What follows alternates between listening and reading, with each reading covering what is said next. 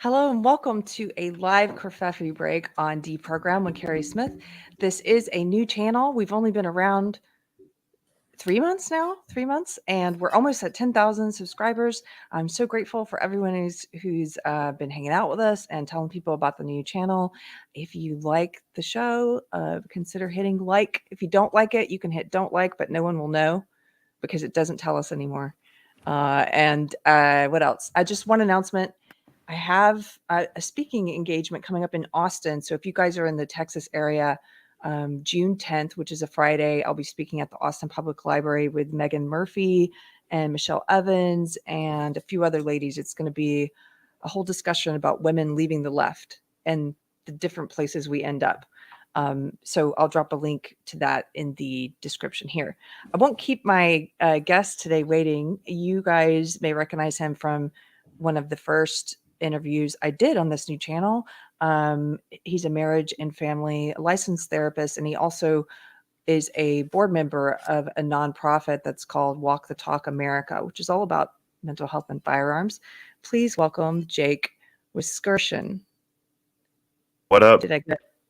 Hi, Jake. Hey, did you say 10,000 subscribers in 3 months? Yes, we're almost at 10,000. That is absolutely astonishing. Congratulations. Thank you. Yeah. Yeah, that's super cool. I'm I think really my grateful. YouTube channel has like 300. 1,000? No, like triple digits, 300 and something. Yeah, it's like that. What a great reach. I mean, like that's it's so cool. Like I think back to how do we reach people, right? It's like hold a seminar. It's like how many people attend the seminar? 20 or 30. Maybe if you're lucky, you get like 100. And I mean, when you get into the thousands, like the amount of impressions you can make is just, it's so cool how technology has worked that way for us. It is, for as much as we curse it. Like that's awesome. Good job. Congratulations. Thank you.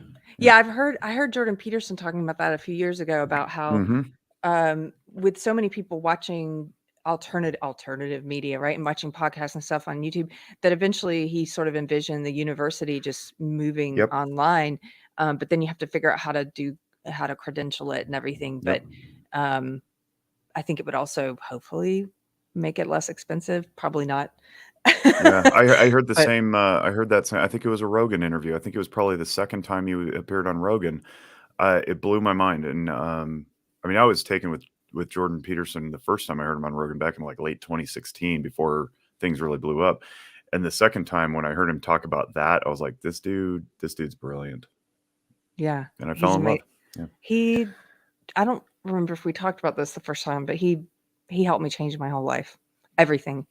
Me too. He's been an unwitting mentor for a long time, and I'd love to have him on my show, and I'd love to be on his show to talk about what we're doing, because I think the overlap of the audiences would be incredible. And that's not just me fanboying. Like I think there's some legitimate currency there. But one of these days. Oh well, Jake, that's related to our topic. So one of the first things. Oh well, first of all, I apologize to you guys for being late. My husband and I were selling my truck. It took longer than I thought. And I appreciate you being patient. And then the other thing is Jack Buckby couldn't make it. He couldn't get a room for today to do the discussion with us. But he said to tell you hello, Jake, and he would love to talk to you sometime. And I'd love to meet him. Yeah, I think you guys would have a really interesting conversation. So, but to get back to Jordan Peterson, one of the first things I thought, I'll just tell you where my head's been out this week after this awful, evil school shooting here in Texas. The first thing I thought of is we're going to get back into that same old thing that happens in the media cycle, the news cycle. And if any of these media personalities or politicians actually cared about the problem, they should be talking to someone like Jordan Peterson, because I remember him talking about the Columbine shooting in such a way where I could tell he had read the diaries. I had read those diaries of Eric Harris as well. And he talked about the Columbine tapes, and he was sort of, the way he talked about it was as, it was about a person who, and I'm going to mangle his words, but it's about a person who rejects the state of being, who's not just so depressed that they want to take their own life, but really resentful of life itself, to the degree where they want to take other lives out with them. They want to destroy as many lives as they can. And if they actually cared about this issue, I think they would be trying to get to the root of what drives people to such a place to commit such an evil, and how do we address that? And I don't think we're going to have that conversation. And I don't think they're going to have Jordan Peterson on the mainstream news to talk about what might be going on with young people or people in general. So that's where my it's head was at. hard. Yeah, you're right. And to echo some of that, there's been this very palpable and sometimes explicitly expressed sense of blackpilling since Tuesday across all my colleagues and friends and Twitter friends, and specifically with me within the firearms mental health world. So, I mean, you can see I'm wearing this t-shirt. If you're just getting the audio, it says the intersection of guns and mental health. And that speaks to the organization Walk the Talk America, which is what I'm here to discuss. But the work we've been doing for the last 3 years was gaining some pretty good traction, and we were pretty hopeful. And then this thing happened, and it was like, it was different than the Buffalo shooting because this was children, young children, right? And it strikes the psyche in a different way. But instead of being humble and curious and advancing toward understanding, everybody just seemed to double down on their old talking points, and they're talking past each other. And it was just so disheartening. And I can get more into that too. But then I was like, I'm going to bomb everybody that I can on Twitter right now. And I chimed in with WTTA links and posts and resources and whatnot. I must have engaged 30 or 40 different threads Tuesday night. Wednesday morning, I expected to wake up to all these notifications. I got 14, and all but one were likes. And the one was a guy who I talked to, infrequently, but regularly. And he said, I wasn't aware of it. Thanks, though. I'll check it out. Like that was the limit of my engagement. I was like, am I being suppressed right now? Like, just because I'm saying guns and mental health in the same sentence or what? Like, it was unbelievable. I pinged large accounts, small accounts, people I talk to regularly, good friends, distant friends, like not a peep. And I was like, this can't be happening. So I got a little bummed out on Wednesday. But I mean, overall, I'm like, I've still found I've dug deep and I found hopefulness in some of this stuff. So, I don't know. I feel you. Well, so why don't we start with, because you responded to the thread I said, where they should be talking to someone like Peterson, and you said, yeah, none of the media is hitting us up. Yeah, my phone's not ringing either. Yeah. Walk the Talk America. Can you tell us a little bit about what you guys do? Why don't we start there? What do you do at Walk the Talk America? Yeah, good idea. Let's start from the beginning instead of the middle. Okay, so Walk the Talk America, WTTA.org, for those who are interested, is an organization. It's a 501c3 founded by people in the firearms community who are industry folks. The founder, Mike Sodini, he lives in Las Vegas, but he's originally he's kind of from all over, but New Jersey is where he kind of claims mostly, because that's where his family's company is. And his company was called Eagle Imports, and Eagle no longer exists, but about 4 years ago, he sold his part of it. He's a third generation firearms importer, and Eagle imported internationally made firearms to the U.S., and then they just did marketing and distribution for those guns. And so in 2009, the president of that company, one of his best friends, Bill Strominger, took his own life with one of their own guns, and nobody talked about it. Everybody just kind of swept it away, and life moved on. And that gnawed at Mike for a long time. And so many years later, he decided that he had to, quote unquote, do something. And that doing something was to form WTTA to try to bridge the gap between mental health and firearms owners. So 2019, I meet up with him. I had him on my podcast called Noggin Notes that I've had for many years now. And I linked up because one of my very good friends here in town, who I went to school with, runs his mother's retail store and range called Reno Guns and Range. And they've been a big supporter for, since we connected.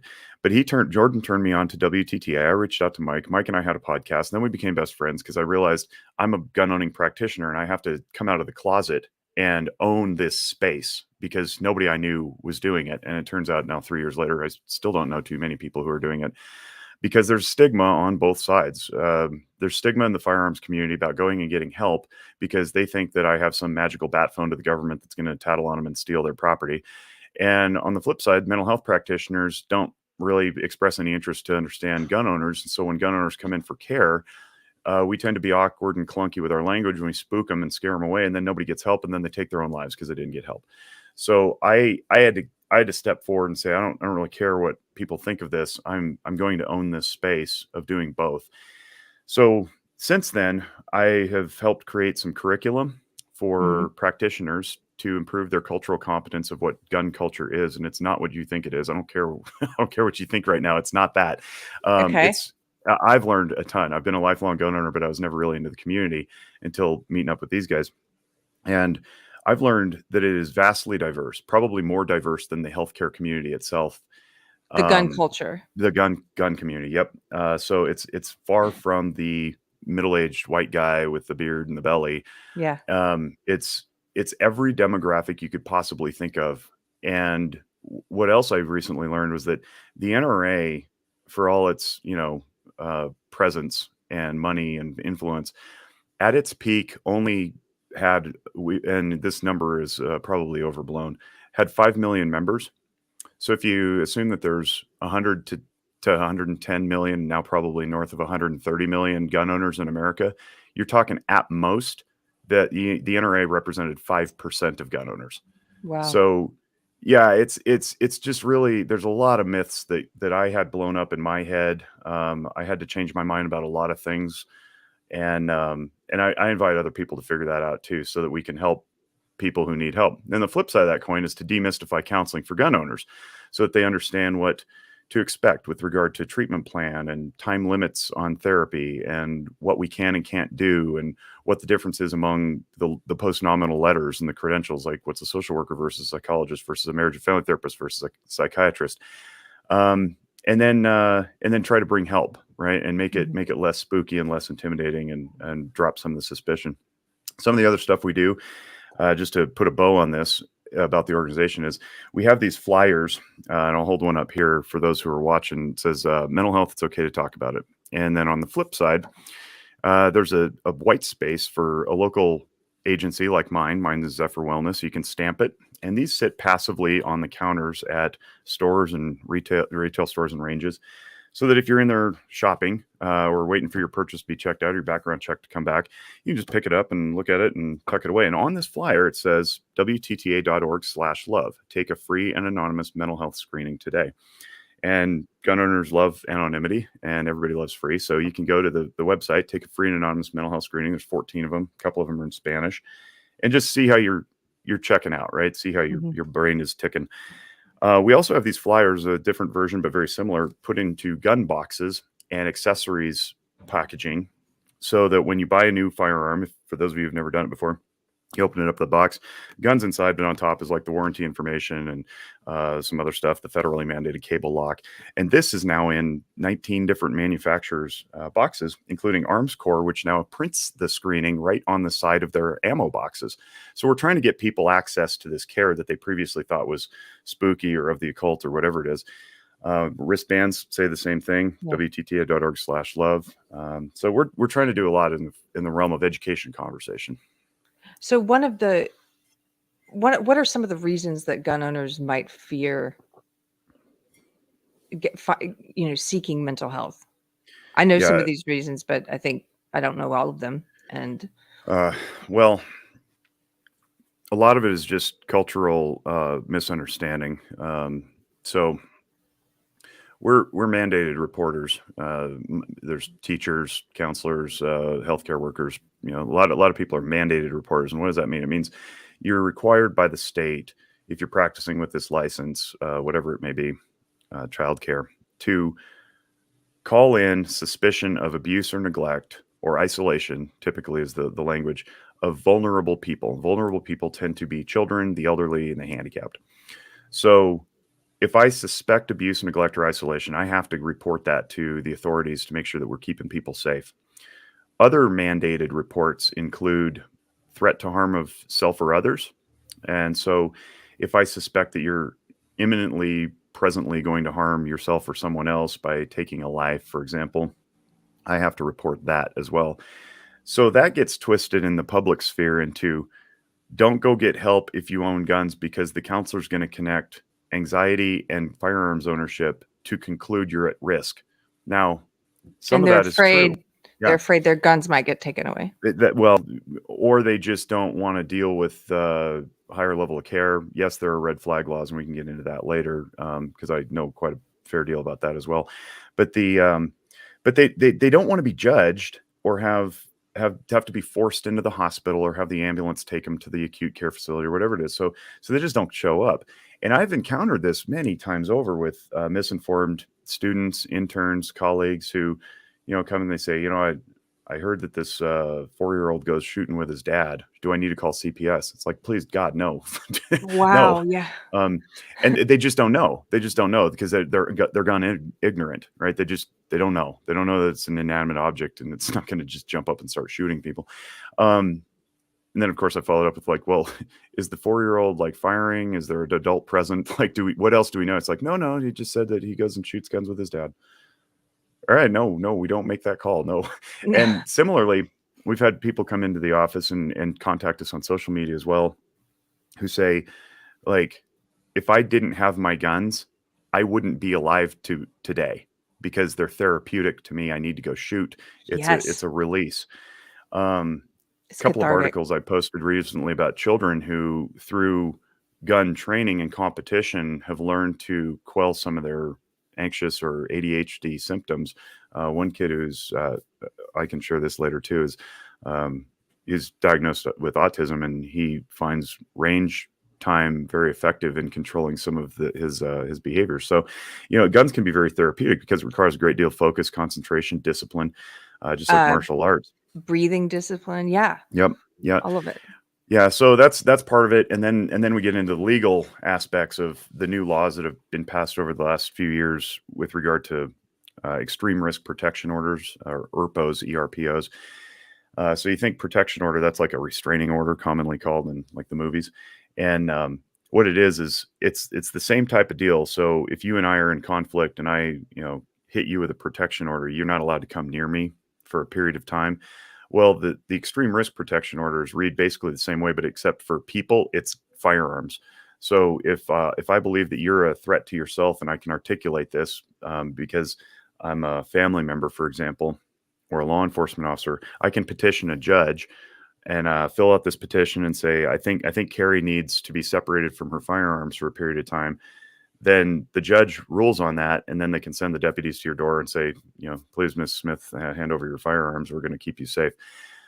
There's many problems with that, and I have a whole presentation on it. I'm not going to go deep into the weeds here, but many problems with that with regard to due process, property rights, Fourth Amendment stuff, Second Amendment stuff, obviously.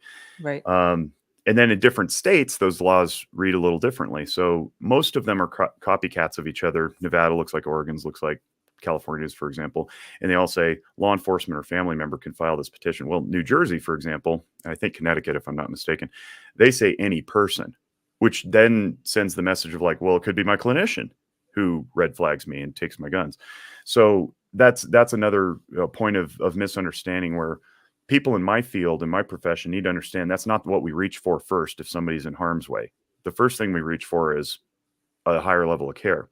And now there's problems with that too, because if you want to go buy a gun, you have to check the box, the 4473 form, and says, have you ever been involuntarily committed to a psychiatric hospital, or have you been adjudicated mentally defective, right? And it's old language, it's archaic, it's outdated, but the point is it's still there, it's still on the form. So it's either like, well, I had this tough time this one time when I was like 19 years old, I'm now 43. I spent some time in a psychiatric care facility. I'm better now. That was a dark time in my life when, my fiance dumped me, or my grandma got run over by the reindeer, or whatever, whatever it is. And now I'm better. I'm looking at, do I lie on the form and commit perjury or a felony, or do I tell the truth and don't get to buy my gun? Right. So that's a problem too. And that's where it sends the message of like, don't go seek mental health care or you're going to lose your rights. So it all interweaves into this cultural fabric of like, avoid healthcare, you might lose your rights. And that's where we stand on that. And then there's transfer laws too that stand in the way of that, of somebody trying to do the right thing. If you're in a crisis and I just want to take your guns away from you for a period of time, in states like Nevada, where I live, I can't do that because we would both become misdemeanants or felons in some states because we didn't go through the background check process. So it's tough, and that's what we're fighting. We're fighting a lot of battles on different fronts. But I'll stop there because that's a long monologue. No, that's great. I wanted to know, all about what it is that you guys do. I'm wondering if I can have just ask you some questions about your position on things that you're making me think about your personal opinion on. For example, I've always supported the rule that says if you've been involuntarily committed to a mental health facility, or if you've been adjudicated as mentally unfit by a judge, that you probably shouldn't be allowed to own a gun. Right. Should I rethink that? Not necessarily. So there's times when, if you're a 2A person, hear me very carefully. I'm not saying 2A comma, but I'm saying 2A, and here's where we need to be responsible. There's times when people shouldn't have their guns around, and I think we can all agree to that. There's times when Grandpa shouldn't have his car keys, and we should all agree to that. Well, where I stand is I don't think the state should be declaring when that time is. But if it's going to, then it better have a pathway back out. So red flag laws, for example, we have a very clear path to rights restriction, but we don't have a clear path to rights restoration. And this trickles into things like criminal justice reform with regard to prisons and felony convictions, because we still have a box to check too when you go to employment. Or for me, if I'm carrying a license from the state that gives me their blessing to practice marriage and family therapy, I have to declare all my criminal convictions. And some places reject you outright for having a felony in your past. Okay, well, there's different kinds of felonies, but let's just blanket them all and say they're all bad, and you should lose rights, voting rights, employment rights, gun rights. Okay, great. But if we're going to be real serious about the rehabilitation part of prison and criminal justice, and we're going to put the C in the Department of Correction, the DOC, and actually use it to correct something, well, then we have to have a path back. I work in a field that hangs its hat on evolution, growth, development, progress, rehabilitation, and healing. This runs afoul of that. This says once broken, always broken. And I'm not on board with that message ever. You can be broken, that's fine, and you should not have access to a lot of things when you're broken, like pain pills if you're addicted, or the internet if you're having trouble with fidelity issues with your spouse, or lots of things that we can impose self-restrictions on. Time of mental crisis, change the code on the safe and give it to your best friend or your wife or something until you're out of that crisis. If the government's going to come in and say you must do this thing because you did this other thing that led to the restriction, well, then they better darn well give you a track to follow to get out of it. And there's the rub, right? So for a red flag law, it's all well and good for a judge to say, yep, you're clearly out of your mind. You shouldn't be around firearms because you might hurt yourself or others. Okay, we're going to restrict access. That's fine. How do we get them back now? Person goes in, says, hey, judge, I'm good now. I've spent my time with my counselor. I got on the right medication. I found God. Okay. Judge goes, all right. Who do we have to decertify this person? And then they're shoulder tapping people like me or other psychologists, around the community, saying, hey, can you evaluate this guy to make sure he's safe, or this gal to make sure she's safe? And we're like, I don't know. Am I competent to do that? Is that even in my scope of practice? So we end up with this weird treadmill of people just kind of existing in purgatory, much like when you commit a crime, you go to prison, you come out, and the state says, yep, you've paid your debt to society, but you still don't have any rights. Like, that's not fair. That's not justice. So you can still have that thought that people shouldn't be around firearms. I personally believe, and the organization believes, that we don't need government intervention to do it. We should be personally accountable to each other. But while we're doing that, we need a mechanism by which we can go back to the way we were before the thing happened. Okay. My mind goes to the Virginia Tech shooter, because when I first learned about some of these laws, well, first of all, my mind goes there because so often I see whenever there is a mass shooting like just occurred in the news, instead of talking about the root causes of why people are drawn to do this evil, of what's going wrong. I think there really is an epidemic of something happening, but I think what we all want to talk about are the symptoms of it instead of the root. Yeah. And but anyway, in talking about the symptoms, I immediately see politicians, among all the different policies they want to start pushing, they always go after one of those is to go after a specific type of gun and to go after the rifle. Which rifles only account for, last time I looked, it's less than 3% of gun deaths a year. Yeah. But they will focus on that one, and I have opinions on why they focus on that one.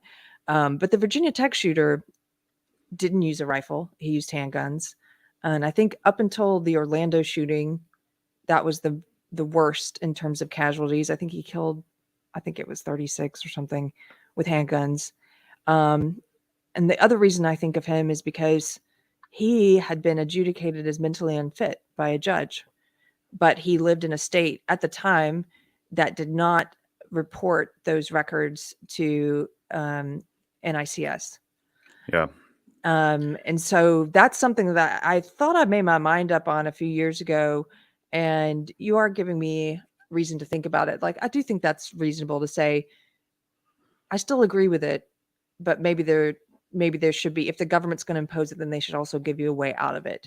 But if that state, I do believe, and maybe this will make me unpopular with some people in the chat today, but I believe that if we do have a law that says you're not allowed to obtain a gun if you've been adjudicated as mentally unfit, that should not be left up to the states to decide if they're going to report or not. I think that Virginia should have reported that.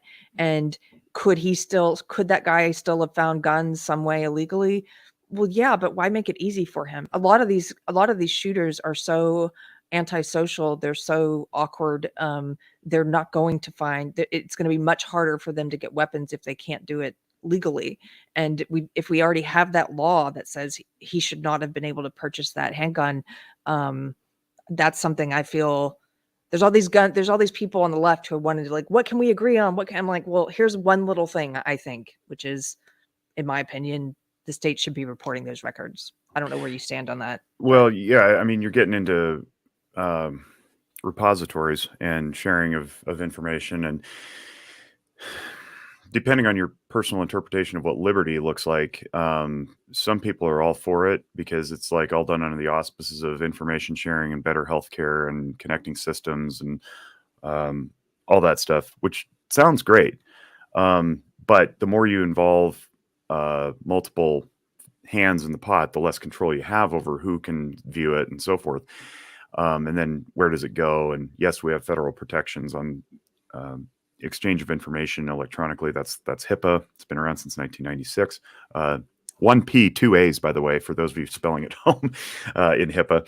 But it makes me a little skittish because I don't know whose eyeballs are falling upon that. And I don't want to share my patient records with just anyone, whether or not they have supposedly been trained in HIPAA protections. But it also opens up a Pandora's box of sorts where it's like, well, okay, you're adjudicated mentally unfit. That's a pretty high bar to meet, honestly. Like, if you're in front of a judge and the judge is like, yep, given all the evidence, you're mentally unfit. That is so rare that I would be completely comfortable with somebody having lots of things taken away for that reason. But again, if I'm in the field of rehabilitation, I need to know how we get out of it, right? I don't want to just pretend people are broken for life. All right. Right. So there's that. But then there's the other side of the coin that says, have you been involuntarily committed? And it's like, that's a way lower bar, like way, way lower bar. I could be suicidal because my abusive ex-lover is threatening to kill me. And I'm like, I don't want to deal with this. I'll just take my own life. Somebody steps in front of it, gets me the care I need. I shake out of it, get right.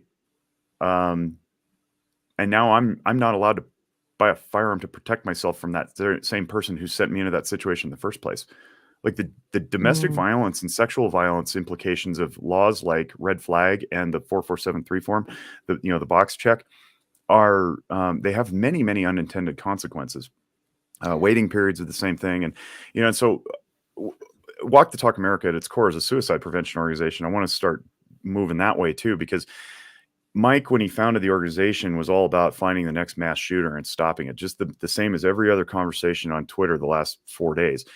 But where he got pointed to through consultations with many other experts in the field was focus on suicide. That's where you're going to move the needle on gun deaths. Yeah. And it's true. If you look at the pie chart, I mean, 2/3 of gun deaths are suicides. About 14% are homicides, and the remaining balance are negligence. Mass shooters comprise anywhere between 0.8% and about 3% of all firearms deaths. It's nothing, but it does grab our attention. It pings our limbic system emotionally when we see this stuff on the news media. So, and I talked about emotional functioning last time. I don't have to rehash it here. You can watch my videos. But the idea is that we're so moved neurologically to act when we see fear-provoking things that we want to retreat into defense mode to protect ourselves from those things. And then the debate happens like, well, the only way to stop a bad guy with a gun is a good guy with a gun. Okay, that's one way to protect. Another way to protect might be somebody's idea to restrict access. Another might be magazine capacity. But I would go, look, if you really want to move the needle on gun deaths, magazine capacity isn't going to do any good because it takes one round to take a life, your own, right? So it doesn't matter if it's, you drop it all the way down to 3 in your magazine. That's not going to move the needle on suicides. And that's where our hearts are, is in suicide prevention. Now, I believe that if we attack suicides and we hit the mental health angle there, the ripple effect will be across the rest of the community to improve parenting, improve families, reduce addictions, all sorts of things that center on self-care through proper access to psychotherapy and psychotropics and all sorts of things. And by extension, we'll get that. Problem is, and this goes back to something you mentioned earlier about the political, low-hanging fruit. That's a long-term solution, and it doesn't meet the political election cycle. You can't fundraise on, hey, wait, hang in with me for 20 years. We'll see the data, I promise, right? That doesn't work. It doesn't even work for grant funding cycles. Like, they go 3 to 5 years tops.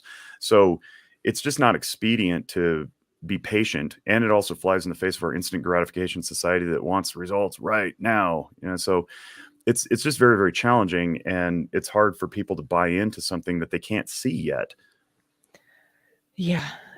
You're making me think of something, Jake. I'm sorry, I was pulling it up while you're talking, because as you're talking about suicides, I was digging into, did you see yesterday all over the news? It's like when they all get the same story or the same press release, and every outlet is reporting the same headline. And all over the news yesterday, I was seeing this headline here. I'm going to pull it up.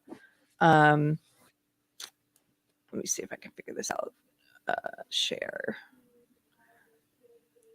It's a headline about gun deaths in children are now the leading cause of death, and how it's surpassed. Right, yeah. Did you see that? I saw that a few weeks ago, actually. But that's 2020. But yesterday there was like a news blitz about it. So this just happens to be, obviously it's coordinated, right? Yeah, right. We learned that in like February or March or something. It might have been April, but yeah, and my commentary on that was, well, yes, disaggregate suicides from homicides first. Yes. Because I'm not interested in opening the flap on that data point unless we're going to disaggregate it. And also, I think it surpassed car collisions, something like automobile collision. I can't remember what was number one, but that's because we weren't driving in 2020. So wait till the 21 data come out, and I guarantee that'll invert again. Yeah, I'm going to share this too, because I was trying to understand it last night. And so I actually, I don't know if I can do this as an Excel thing. Hold on. I was looking at the, I can't share it. Anyway, I'll just tell you this. I was digging into exactly what you're talking about, because I saw that. And if anybody saw that who's listening, it's alarming because it's a media blitz all at the same time. And as you said, the CDC came out with a study a few months ago, but yesterday was the news blitz. And so everybody I know on the left is sharing this. Everyone's like alarmist about it. And the headline is, gun deaths are now the leading cause of death in children, age 1 to 19, surpassing car deaths. And so I pulled up all the CDC's graphs, and I made an Excel sheet so I could understand it better. And it's exactly what you said. What I found is that suicides have increased for one, and they're lumping homicides and suicides by gun together in order to say that it's higher than the car deaths. And when you separate that out, it's very alarming. There's also some racial differences that are very alarming. Yep. The Yep. homicide rate among is very high among Black children, and the Yep. suicide rate is very high among white children, um, which is both of those things are alarming. But it's sort of like the articles weren't talking about all of these details. They just kind of were, guns are killing more kids than cars, and there wasn't any discussion about um, the race, at least in the articles I saw, the suicide, why is suicide climbing? And as you pointed out, the past 2 years, of course, there is going to be a slight drop in motor vehicle deaths because people aren't going out as much, but also there's an increase in suicide and homicide when people are locked down and unable to work, and you've got kids at home trapped with domestic abusers, and you've got, all of these increasing anxiety rates and stuff. And so Yeah. I'm sorry, I'm kind of Well, rambling. no, I no, no. looking You're into you're that, hitting it on a was bunch of different. great topics Yeah. there. One of which is that uh, certain groups are real quick to trot out that suicide rates dropped in 2020. But I just put a thing that Pirate can share in the comment thread about how, yeah, overall, but guess who comprises the biggest majority of that in aggregate by raw numbers? White people, white adult males specifically. They dropped slightly, and overall it was enough to drop the whole Thing. total. But if you read the article, you'll find that youth, and specifically minority youth, all increased by like startling numbers of 30%, 40%, 50%. And we're talking, 2.8 per 100,000 to 3.4 per 100,000. So you look at that and you're like, well, the numbers are pretty small. It's like, yeah, the numbers are small, but the percentages are large, which means we have a real desperation problem on our hands. So people are real quick to be like, no, suicides are going down. It's like, no, they're not. Like, Not and among and kids. we got to examine why. Was it because we were all locked down in 2020 and we didn't have the time away from our families to go like pull off the act because we were being watched? I don't know that necessarily is a marker for improved health. So I want to make sure that we're not just breezing over that. And I saw somebody in the comments too said, I don't know much about this topic. I'm just listening. And I really appreciate that humility and the curiosity. There's two words that I use quite frequently. And so I dropped one, Parrot, if you want to show that WTTA introductory course thing. Anybody's free to take this. It's 3 hours. It's long, but I guarantee it'll be worth your while. And if you take our course, you'll understand gun culture a lot better. I'm part of the conversation. We talk a little bit about counseling, a little bit about ethics. Mike talks about the origins of the organization, and then Rob Pincus at the end, one of the board members, he goes through a guns 101 thing, shows them on screen, talks about what they do, the mechanics, and so forth. And it's a great overview. The part 2 course is different, also free. And if you happen to be a clinician of some kind, if you take that course and we'll spit you out a certificate, you can usually waive that in front of your licensing board. It's good for continuing ed credit because of the topics we cover. It's actually also good for post credit, at least in Nevada, which is peace officer standards and training. So if you're a law enforcement official, you can use that for your continuing ed course too. But this is a great way to understand that the whole topic is very, very, very like it's nuanced and it's deep and it's diverse. And I think it's worth appreciating, quote unquote, the other side. I'm not big into the two sides thing, but that's what we're trying to do is pull them together so we have a better appreciation. Then we can make better informed decisions, have better informed opinions on why mag capacity isn't going to matter if the shooter's Yes. well practiced. And so it's like, oh, we limited it to 10 rounds. That's cool. I just bought 14 magazines though. Yeah. And I can swap those things out real fast. Yeah. They It's like, don't. whoops.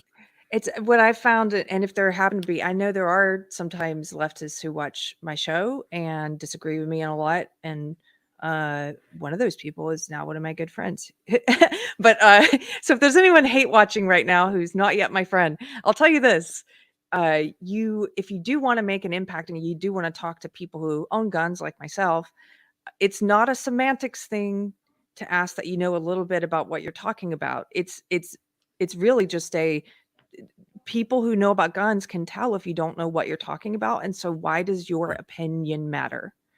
And it's a respect thing. And it's you wouldn't listen to, um, if you heard someone talking about science and Yep. you could tell that they were crazy immediately and they didn't know anything they were talking about, you wouldn't listen to them either. And so that's learn more about it if you're going to have an opinion. That's all I'll say. Well, Kerry, I mean, that's why it's so critical for people in my profession to understand this and understand it well, so that when you're sitting across the room from somebody who's really struggling, or maybe even worse, it's not them, it's their kid, and they're an acknowledged gun owner, you don't go, "Where are your guns?"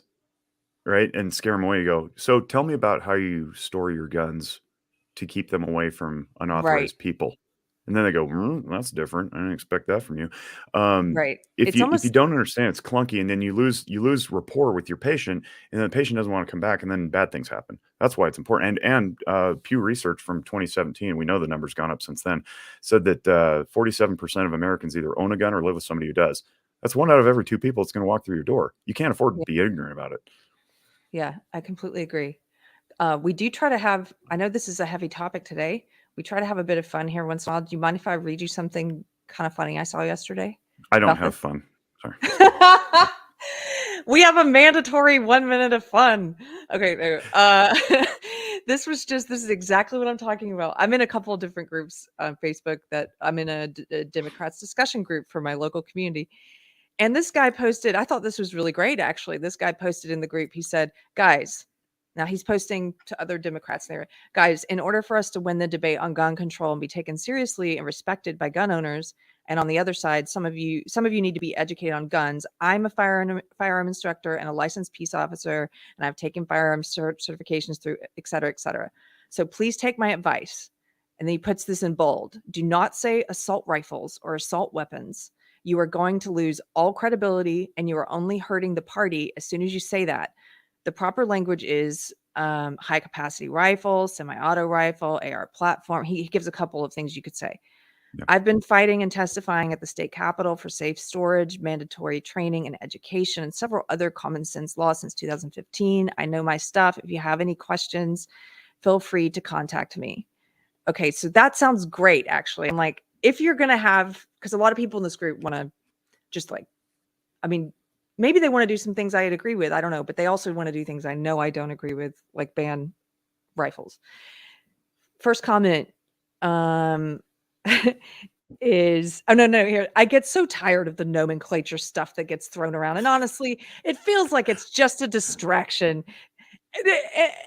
And then they go on to say, kids died. Yes, this is true. And the same kind of gun is used over and over again. The police wouldn't even engage the shooter, which tells me the police are overpowered and that these weapons should be banned. But I had to laugh that the first thing he said is, I get so tired of the nomenclature stuff and it seems like a distraction. Here's an expert here telling you it would help you to make your argument with people who are gun owners if you know a little bit about guns. And the guy's like, nope. Yeah. Yeah. I mean, it just tells me that the people aren't interested in making a better argument. They're just interested in doubling down on their previous arguments. Let's take Yeah. an analogy. Like, you work with some black people and they're like, please don't use the N word. It's highly offensive to literally everyone. And you're like, it's just nomenclature. What's the big deal? It's like, you just lost me there, like, Right. he makes a good point about the assault part, because most people view their weapons as defensive. Or you Yeah. flip it around, you go, well, all weapons are assaultive. Like, there's no like middle ground there. Yeah. And as far as the high capacity, it's not standard capacity. He's talking about a 30 round PMAG for an AR-15. That's a standard Standard capacity. High capacity. capacity would be like 100, 100 round drum, one of those things that hangs off the thing, looks like a Tommy gun. But standard capacity is 30 rounds, and then they can go down to 10 or 1. But Mhm.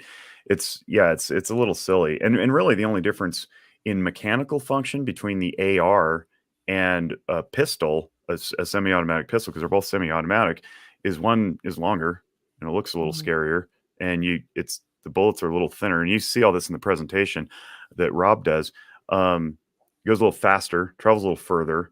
Mhm. But I can take my Glock magazines and put in a 33 round Glock magazine in my pistol.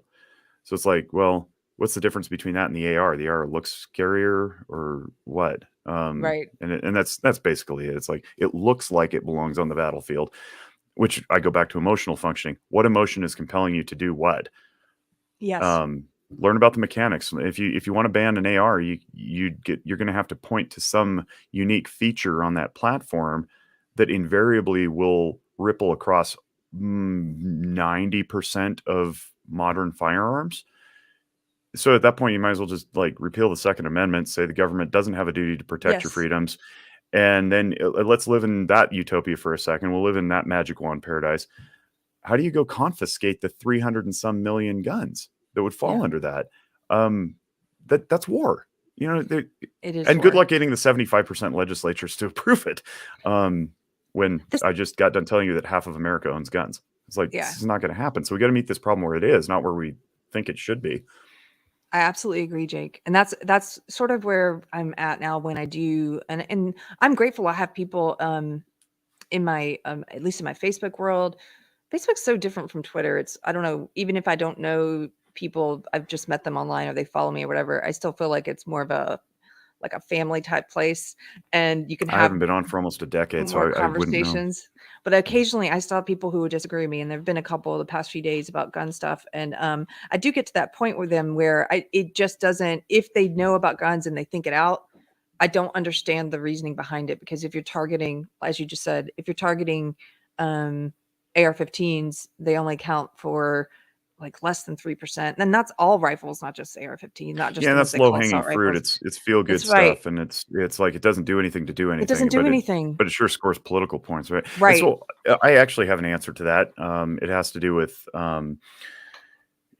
why we do certain things and what our motivations are. We're guilty of it in the healthcare community too, and I'll specifically focus in on mental health care. So here's what happened, I think, during COVID too.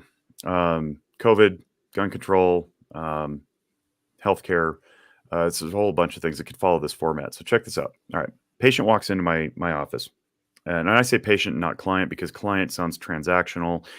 Patient actually has a root word, or it has its roots in the word pati, which is to suffer in Latin. So it's like patient is the one who suffers, and so therefore I'm a caregiver to the one who suffers. Somewhere along the way, a few decades ago, the mental health profession wanted to get away from the medical model because I don't know, they didn't want to be seen as like hospitalizing people and I Mhm. don't know, something or other. But now it's like we've gone too far away, and I don't think we're taken as seriously. But anyway, that point aside, so a patient walks in my office and says, "Hi, Jake. Made this appointment." I go, "Great. What brings you in today?" And they go, "That," and they state a problem.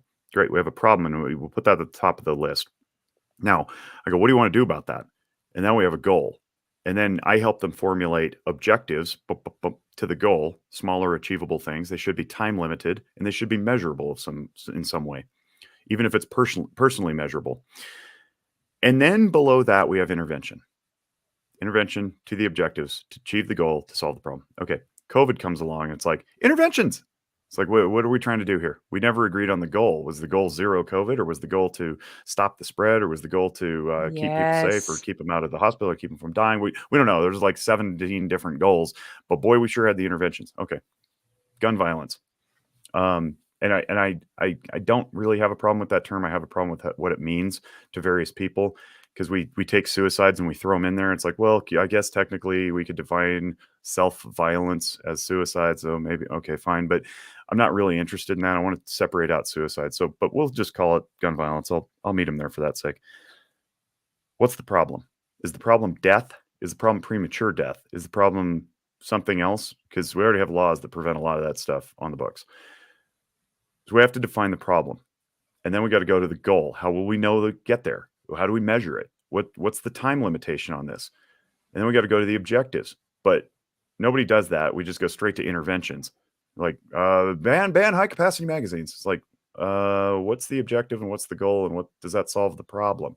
Because now we're negotiating how much death is acceptable. Because like I said before, it takes one round to take a life.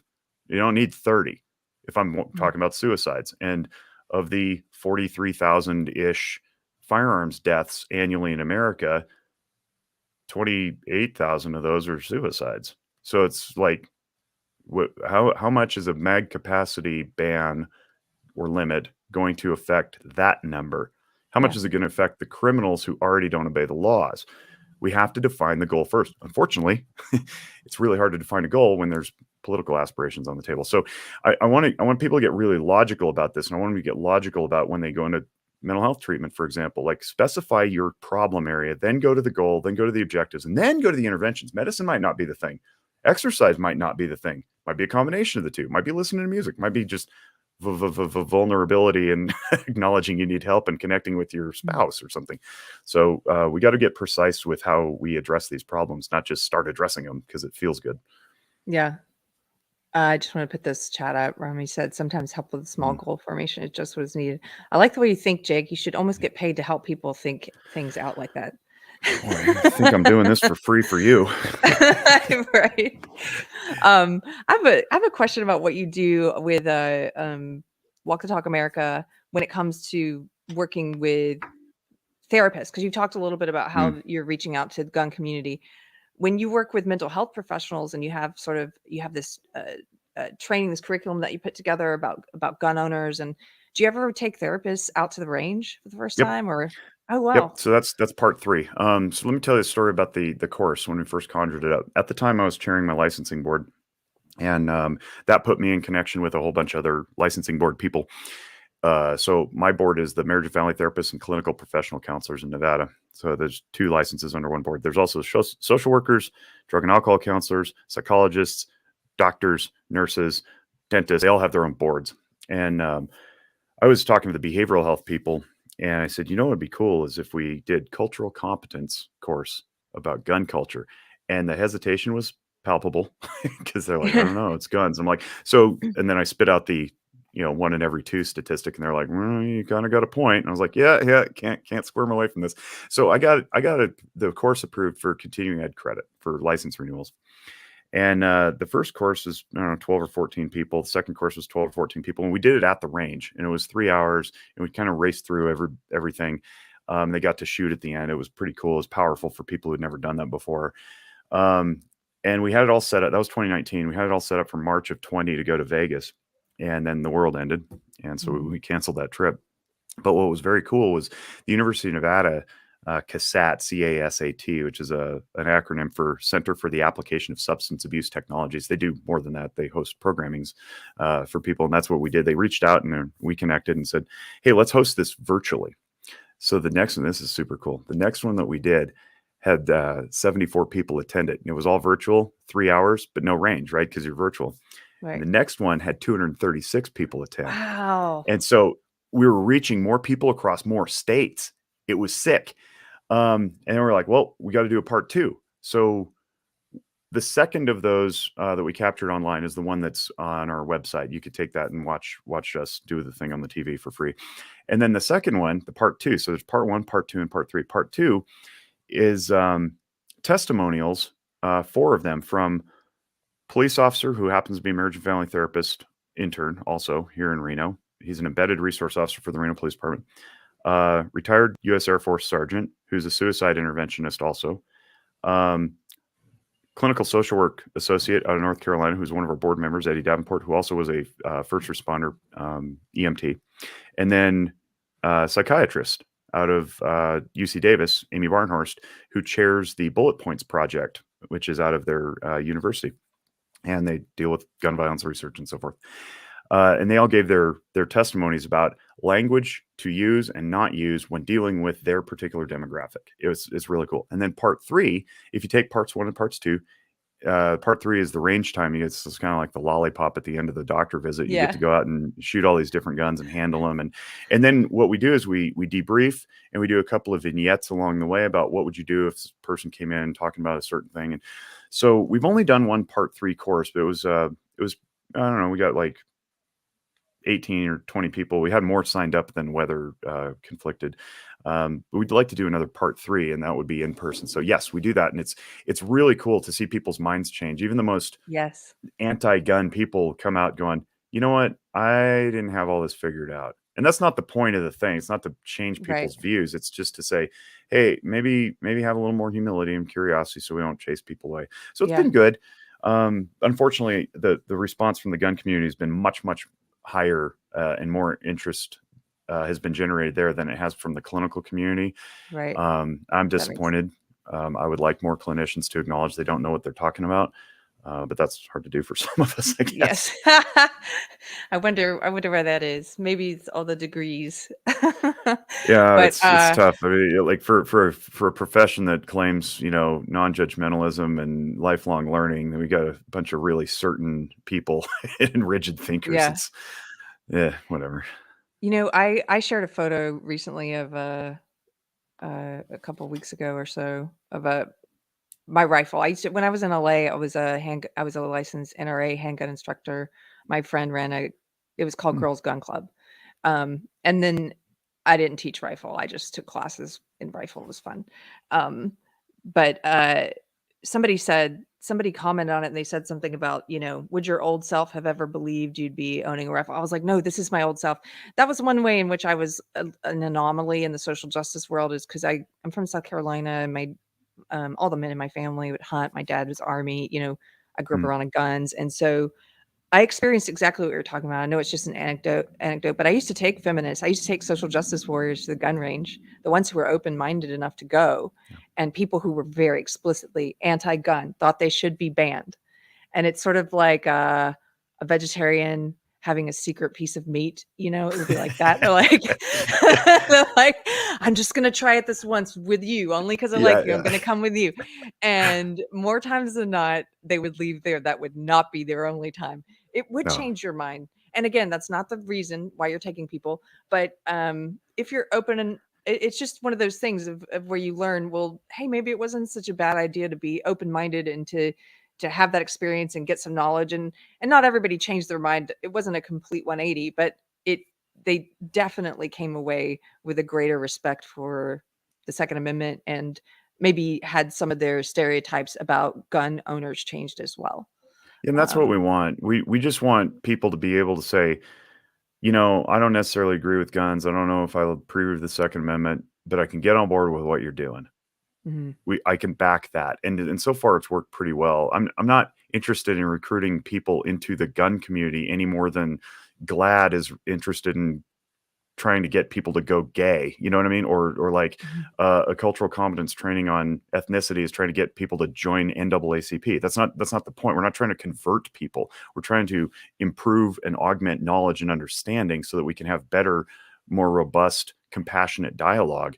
I used to be one of those 2A comma but guys also prior to 2019 and linking up, because I owned guns my whole life, but they're always just a tool for my dad or my uncle's job, which was police officer. We hunted, but it was like they stayed in the closet and collected dust all year. We never really went out in the desert shooting. I mean, maybe did that 3 or 4 times my whole life, until recently. And then I started training a little bit more, and I got a concealed carry permit, and I started carrying, train a little bit more. But I was still like, yeah, I don't really know why anybody needs an assault rifle. And then I started talking to some of these folks in the gun community, and now I'm completely understanding of why uh, there's shirts that say "gun rights are civil rights." mhm. All gun control is racism. I'm like, Yes, yep, I get it now. It took I me a get it. while. It took me It a took me whole a while while, too. Yeah. but I get it now, and so it's really hard for me to unsee that when I see so many disaffected communities who have what appear to be and have no other justification except for purposeful policies to remove access to this choice of defense. Inner city Philadelphia, talked to Maj Toure about Mhm. how easy it is for the single mom with 4 kids to obtain a firearms permit or get some training. It's like you can't. You got to drive to go get there, and it costs you a whole bunch of resources. And it's like, hey, it's almost like the government's purposely putting in barriers to keep these people victims. It's Yeah. like, yeah, the impoverished, the destitute, they're just like, I just want to protect myself because I live in a bad area and the police don't show up all the time. Yeah. I got to be my own first responder, but now you're putting these barriers in the way, like fees and distance of travel, and it's like, yep, I get it now. I get why you would say that. It keeps people dependent on the government. It Yeah. keeps people in that victim mentality, and it also, I'm sure you know this as a therapist who works with firearms. Uh, some of those people I took with me to the range, it helps you grow self-confidence. We would often have women coming in who Yep. had just been through something traumatic with either a stalker or an ex-boyfriend or something, and they were coming in to get practical knowledge on how to handle a firearm, but they came away with more than that. It would always be sort of this, you have this, it builds self-confidence, just like learning Yep. just a little bit of proficiency in any skill. And then Yep. you're kind of that elevated, I can do this. It's Yeah. demystified, you know? Even just holding a gun. We had a gal up in Oregon. We ran a training up in Oregon for Yamhill County. It was great. It was 8 hours long. Mike and I were up there with our friend Derek from Kids Safe. Kids Safe is a foundation that teaches kids firearm safety and teaches them, trains them. Derek did this, the showing of the guns and whatnot. And there was a gal up there who was the snickers across the room were pretty obvious because later we found out that she was gun afraid and not anti-gun, but like didn't really care for them. She little lady, probably in her late 50s, early 60s, and she's like, "Can I hold that?" And she walks up and she picks up the biggest one on the table. It's just like, wow. And then she wanted to try them all, and then that opened the door for everybody else to like have permission to go up and be like, "Yeah, me too. I'd like to see it. Oh, look, the slide and the action and the chambering, and so the mag drops out, but the bullet doesn't necessarily leave the chamber. Oh, that's good to know." It's like this is all part of the training that if you're working with people who are in crisis, you got to know how the things function. But so many Yeah. people out there are on hotlines or they show up to houses as mobile response teams, and they don't know what to do because they're like, gun, scary. It's there. I don't know what to do. It's like, I can teach you how to make it safe. Like Yeah. that's not that hard. Um, so the more people who get curious about that, the more empowered they believe. It's like, again, I'm not trying to sell you stuff. I'm not trying to recruit you into the club. I just want you competent so you Yeah. don't cause more problems when you show up. Yeah. Do you mind quickly, Jake, if I just read two of these chats, these super chats? Yeah, go ahead. I got 10 Um, minutes. cool. Jeremy, thank you, Jeremy Turner, gives a $10 super chat and says, "I love what you guys do. Keep it up." And this one, Channel Julio. Hi, Julio. He says, "This reminds me of the campaign in the military to remove the stigma of seeking mental health help. Yeah. Suicide is a huge problem in the active and retired military community. Could you pair up?" We have done a lot of work with the VA locally and federally. We continue to move forward. Dealing with .gov in any form is kind of a hulking, slow moving machine. It's like steering an aircraft carrier, not a jet ski. Mhm. But they love us. They love what we're doing because we do focus in on some of those occupations that have firearms as part of the job and don't want to seek care because not just because of gun rights, but because it's part of their identity, but also they don't want to be deemed unfit for duty because they are like, "Hey, I've got depression or I've got post-traumatic stress issues and I don't want to be made fun of." And it's not even limited to gun owners. Like there's just occupations out there who don't want to acknowledge that they need help. Attorneys, plumbers and pipe fitters, first responders of all kinds. So the extension, yeah, the invitation extends to everybody. Like don't be afraid of us. Like I'm not a weird person. I'm not hiding behind a curtain pulling levers. It's not something of the occult. Not going to make you sprout a tail or grow ears or anything like that. We already have ears. That was weird. Horns is what I meant. But come in Donkey ears. and get some counseling. It's like we all could use this help, and the more we work to make it a normal conversation while maintaining fidelity to the profession. I'm not talking about the insta therapists who I could throw darts at. The professionals, the licensed ones, the people who have credibility and ethical codes and laws to which they adhere. We're good. Like we can really help you. Most of us. Finding somebody who's competent isn't that hard. I don't know if Keri, if you can do this I think I can because do it. Pirate left, but I dropped in a documentary on Walk the Talk America. It's about 30-ish minutes long. It's really enjoyable. It's very powerful. It's about a gal who lost her daughter to suicide by firearm. She was a Marine, and the gal who did the documentary was totally anti-gun, totally afraid of guns, blamed the gun. And this documentary shows her evolution through that as Mike and I take her out and show her some things, and she actually shoots in the desert, and it's pretty good. I think you guys will enjoy it. Do you want me to pull it up on the screen? If you could just drop it in the chat, maybe Oh, in the chat. Okay. in the public chat, Cool. yeah, and then people can just access it as they see fit. Yeah, I'll put it in there right now. And actually, we Oh, can thanks, then. Jules. What does she say? I couldn't have Jake as my therapist. He's too handsome. I'm totally going to tell my wife. That's awesome. I'm going to brag about that. That made my week. Thank you very much. This has been a bit of a black pilled week. That totally. See, I'm getting emotional. Emotional functioning guy allows his emotions to be expressed. Yeah. Okay, so I just dropped that in the chat. We can also put it in the description later. And there was a comment earlier that I was looking for it. I couldn't find it. I think it was Renovatio who posted this, but I may be wrong. He was saying, I wonder what could be happening in society that's causing young men to feel more despondent than usual. Do you want to touch that topic at all, or? Yeah, I do. I want to make sure that we give it its due. And I got a split here in about 5 minutes. Okay. But so a lot is the answer. And I haven't yet formulated my thoughts on it, but just this morning I was texting some friends. Here's where I distill it. Instant gratification.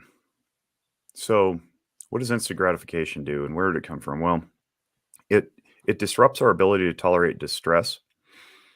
And I think it started long before most of us were born, at least probably on this channel. Probably started sometime in the 50s, maybe, with the advent of television. And then off of television, we got recorded television, and then we got like the microwave oven, and then some other things that made things faster, made life better, right? Instant hot water heaters on our sinks, that kind of thing that came through the 60s, 70s, 80s. Everything got faster, more compact, speedier. And then we get the advent of the computer age where you didn't have to write anything anymore. You didn't have to hammer away on a big typewriter. You could just do it like right there on your laptop, well, your computer, and then there was a laptop. And then there was a condensation of information into CDs. And so it just, everything gets faster and faster and faster and more and more and more. And now we've got the internet, and it's really easy to go, kids these days, right? They've lost distress tolerance. They want everything instant and customizable. Not to mention the names of things that we consume, like Facebook and Instagram and iTunes and YouTube. It's all like me, my space, right? It's like, it's the meta messaging on this is it's about you and no one else. It's highly customizable, which marketing is now doing and has been for a while, and you don't have to wait for it. So what that's done is it's eroded our distress tolerance, and I see it up and down all generations. My parents, who are in their 70s now, I see it when they get frustrated with, say, the internet doesn't return the search results in 0.08 seconds the way that they wanted. And it's not about, hey, I paid for this service, I want good service, which is a legitimate complaint. It's like, it's a frustration with the overall. And I think flight did that too, like flying around the country. It's just like all of the things that have sped up everything that we do. So when we lose distress tolerance, and I talk about this in my emotional functioning videos, it limits the ability to sit and be patient, and it also eliminates a lot of gratitude. So you see a lot on these little mimetic icons that say, practice gratitude, be grateful, be thankful, be happy, disconnect and enjoy life. For 1.5 minutes. Right? Yeah, totally, right? Meditation solves it. You download the Calm app, and it's like, that's all well and good. Like, you should. Yeah. But you got to turn off stimulus elsewhere, or at least moderate it. We're drinking out of a fire hose of information now, and it's convoluted us. It's separated us. It's separated families. Parents don't know how to validate their kids. They don't know how to sit and be present.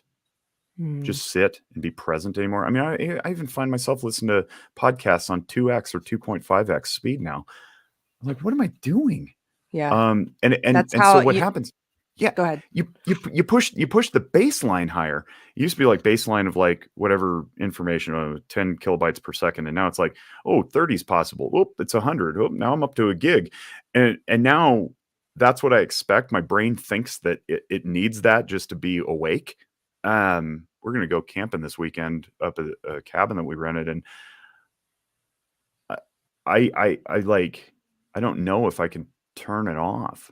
I want to so badly, but it's become a habit now. It's become an addiction. It's an addiction to fervent chaos and information consumption. So that trickles into the family. Kids have screens. Screen time in and of itself is a problem. There's blue light that stimulates the brain, keeps you awake, screws up your rhythm,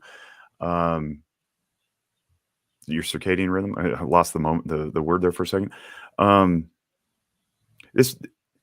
This ripples across, and then when we don't have distress tolerance for what we're doing in life, we don't have distress tolerance at the movie theater, in the line at the checkout, at the restaurant, for the server. It's like we can't just be at peace anymore. So that's my offering. And so where do people go to find satisfaction and fulfillment? Well, anywhere they can, anything that entertains them. It doesn't matter if it's useful or substantive. And I think, unfortunately, medicine has done that too. Western medicine is like, it's removed death as a concept. It's like you're not allowed to die anymore. And if you get sick, which you're not supposed to get sick, by the way, if you get sick, we have a pill to cure you. So you're not even allowed to suffer in life. Pandemic comes along, weird disease, killing people, and we're like, well, someone must stop it. It's like, this is part of life. Death is part of life. We've lost touch with it because Western medicine has said that it's not supposed to exist. We've also outsourced birth, by the way. Like, we outsource birth to the hospitals. We outsource death to the funeral homes. So we've lost touch with life itself, I think, and all its great splendor. And we've gone ping, ping, ping, ping, ping, ping, and stimulate all the time. So I got more to say about that. As eventually I'll formulate some crystalline version of that. That's not me rambling, but I agree. I love all of that. I mean, it resonates with me, what you're saying, and I've seen it in the short attention span, in myself and in others, and people I watch on one of my gig jobs. I get to people watch, and everyone seems to have a shorter attention span, and just that discomfort with any kind of patience. That's why I made you guys wait this morning 15 minutes. I was thinking of you. I'm kidding.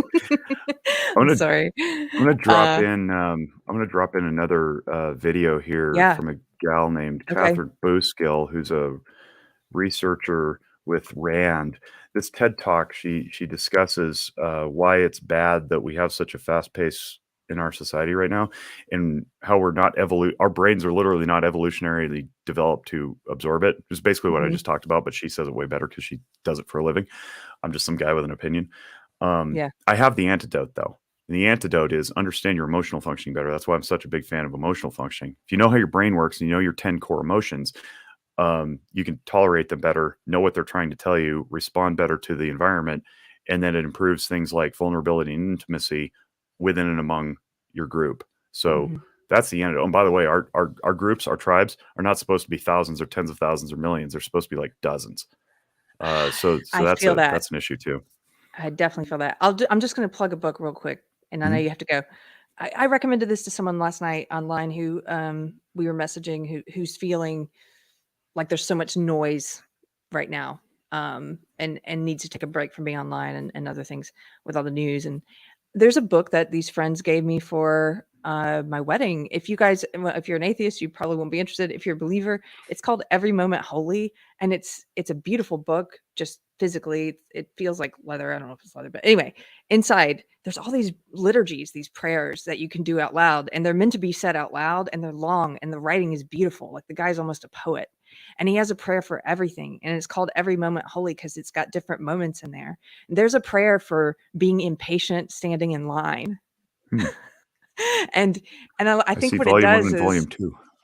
I have volume 1. I guess I should get volume 2, but there's I always find myself going to it now. I didn't think I would use it so much, but what it does is it well, you're not on your phone, for one, because you have to take the time to read this thing out loud, or if you're reading out loud with your spouse, and it really just focuses your mind. Talk about meditation on the words that you're saying, and takes you out of that anxiety or whatever it is you're having, whatever the prayer is about. But I don't know, it was just on my mind last night, and you made me think of it, so I recommend Well, that now I'm book. seeing multiple titles of the same. Is it Douglas Kane?